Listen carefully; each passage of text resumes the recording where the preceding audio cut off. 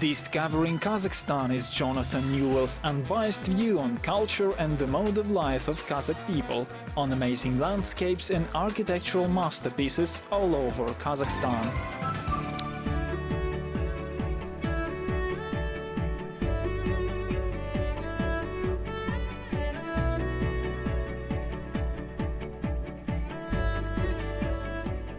Today in Discovering Kazakhstan, we're continuing our journey in the Karagandy region of Kazakhstan. And you can see this huge map here shows you something of the scale of this region. It's absolutely enormous. You can fit the whole of the Baltic States and Belarus just in this one region of Kazakhstan. You could lose France in this area. Now, it's just one of 14 such regions in Kazakhstan. On our journey through the region so far, we've been to a few different places. We started in Balkhash, down by the lake here. We then went to Aktagay, further on to Karkarolinsk, and then recently we drove along the road through to Karagandy. It took us all week to do that. It gives you some idea of the scale of the region. Now that we're in the main city of the region, in Karagandy, we can explore that in some more detail. It's a very interesting city. It's got a very rich history of science and industry, and we're going to delve into that a little bit more deeply.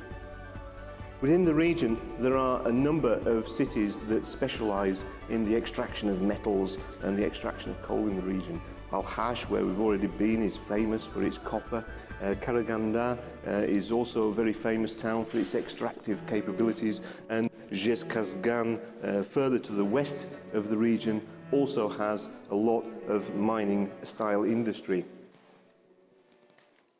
This corner of the museum has got a case here that's full of all sorts of different mineral ores that have been pulled out of the ground here in this region, and there's a lot of them. And this very busy map behind that shows all of the different regions and the kinds of metals that they're able to pull out of the earth here.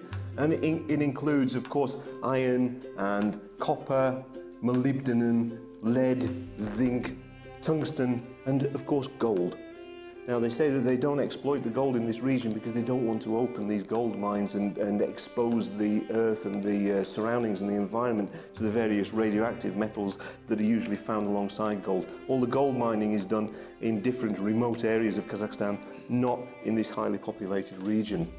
But it gives you an idea of the richness of the mineral wealth that's in the Karagandy region. Metals and coal are a mainstay of the Kazakhstan economy, and the country holds great wealth beneath its surface. The Karagandy region held the third largest deposits of coal in the former USSR after Donbass in Ukraine and Uzbas in Uzbekistan. Although the recent history of the city is relatively young at 80 years, there was a time before that when people did realize the potential of the land that surrounds Karagandy. And this is one of the people who understood that potential, and he was the first person who applied for permission to extract metal from the land. He wasn't a metallurgist, he wasn't a scientist, and he wasn't an industrialist. He was actually an artist.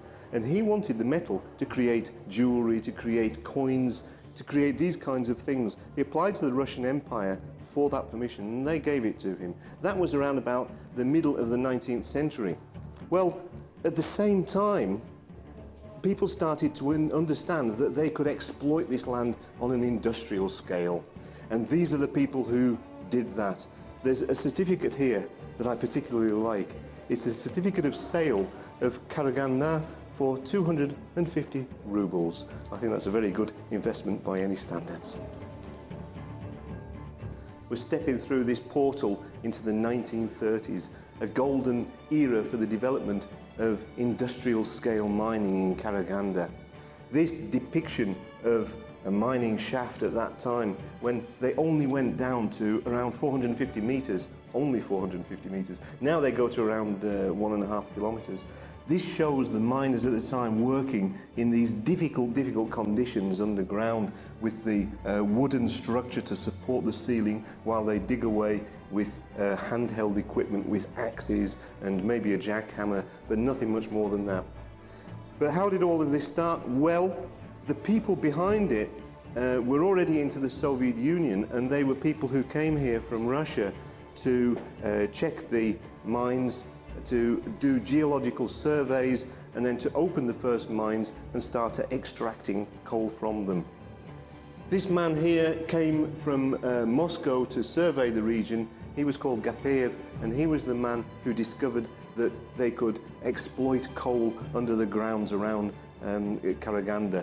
Well, who did it? Who were the workers behind all of this? The people who opened the first mines here, Gorbachev, Kostenko, these were the men who were the leaders of the first brigades that came here and started to dig the earth.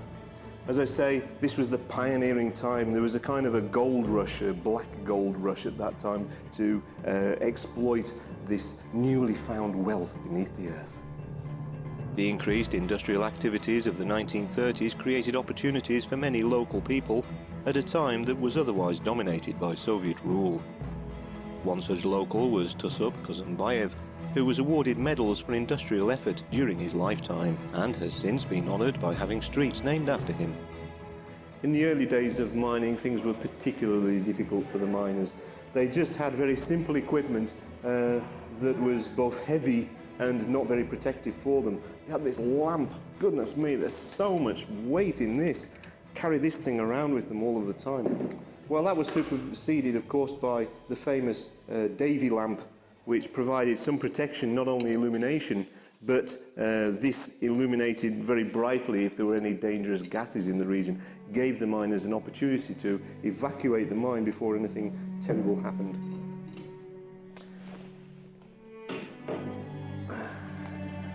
Well, this was the main piece of equipment that they had to use to get the coal out of the mine face, and a pickaxe. You can't imagine what it must have been like in those days to have spent 8, 10 or even 12 hours a day throwing this thing at the coal face and getting the coal out. Extremely difficult and dangerous work. Of course, they needed some degree of protection with all of this falling rock, etc. And this is very interesting for me, this old helmet, a miner's helmet from the 1930s and 1940s. The construction of it is very interesting. They have this flap at the back to protect the neck and prevent dust going down there, a little peak for protecting the eyes, and then the helmet cover here has this very interesting shape. The reason for this shape is that this is formed from leather, and the leather has been treated so that it makes it very hard like plastic. Well, of course, when you form leather into a cone or into a dome shape like this, you can't make it smooth, it's going to crinkle. So they crinkle it in a very controlled way, and it puts these little pleats into the hat, which makes it look very interesting shape, but it wouldn't offer very much protection to them.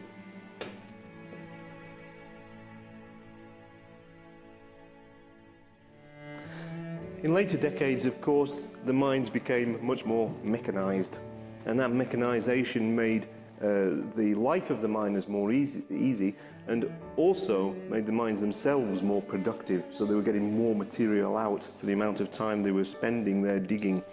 And the main piece of equipment for doing that are these chainsaws. Well, they're kind of like chainsaws, and of course they hack away at the surface of the coal face to bring it out into the bucket so that the miners can take it away. In terms of the protection for the miners, of course, the development of helmet technology was very, very important for saving lives, and that was achieved in some ways by this, with its battery, built-in lamp and polycarbonate construction. Much better for the miners and much easier for them to wear. Since the fall of the Soviet Union, Karagandy and the surrounding region have continued to develop under private ownership, using different models of production to meet modern market demands. This includes the use of value-added processing of materials after extraction. Such changes in methods require a new generation of highly trained and qualified personnel who study locally.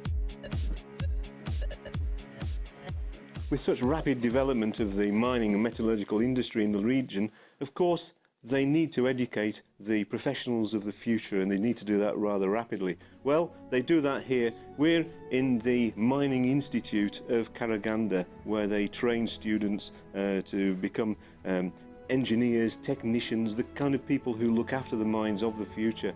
Well, within the institute, they've built this student mine where they're able to give practical lessons to the students on how to deal with the various different situations, and of course the equipment that they have. It's actually like a real mine. It's very cold down here. You can see the steam coming off my breath, and it's a great place to learn because it really allows the students to get their hands dirty and to try their professional skills in real life rather than just behind a desk. Let's have a look further along and see what they get up to here.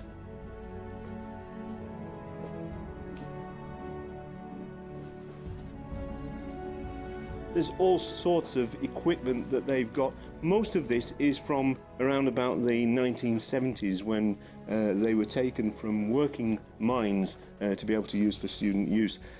And there's some very interesting equipment here. I'm told that actually the technology of the equipment itself, the extraction and the transport mechanisms, haven't changed that much.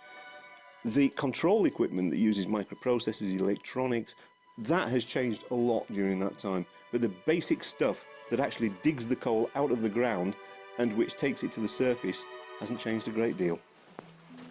This is where they show the students what life is really like down at the coal face, and there's nothing glamorous about this place at all. There's water dripping from the ceiling. It's a fairly rough sort of place, and you can see that it's very cramped conditions here. There's not much space to work. Here is all of the equipment that they learn about. The Archimedes screw that takes the coal from the coal face and drags it back onto the conveyor belt that takes it back up to the surface. All of these jacks, hydraulic jacks, great long row of them all holding up the ceiling. Now, all of this has to move, and it all moves using a system of hydraulic jacks. So, whenever they take the coal from the surface, it pulls it away from the surface and creates a gap. They fill that gap by pushing the whole system, the Archimedes screws and the conveyor belt, forward a little bit so that it can continue to take the coal from the coal face. It's amazing. I've never seen anything like it. And to consider that this is actually not a real mine. This is a student facility, but they've certainly got the feel of the real thing. The prospects for students studying at the Mining Institute are good, with the annual output of qualified personnel matching local industry requirements, so that graduates are rarely unable to find placements in local companies after they have finished their studies. This amazing looking piece of drilling equipment isn't actually for coal. This is for getting through the rock structures to arrive at the coal face. A very solid piece of equipment, and it's rather different from the coal excavator. This doesn't have an Archimedes screw.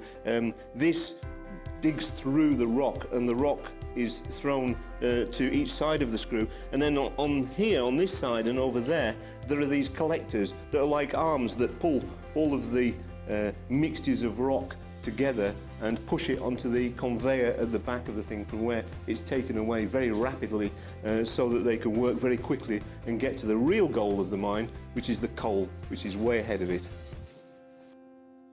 Back above ground again, it's clear that quality of life in Karagandy is good as the economy continues to boom.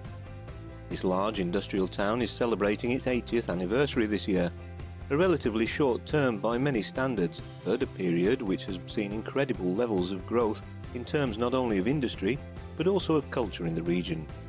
For me, this monument sums up the spirit of Karagandy.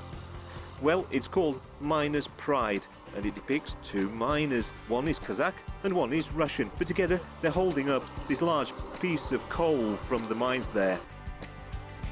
It's been fascinating today to see the bustling community and history of Karagandy, a positive reflection of a country which is very diverse in terms of culture, and which has achieved great milestones in science and technology. There's much more to discover in the country, and I hope you'll join me again in discovering Kazakhstan. Goodbye.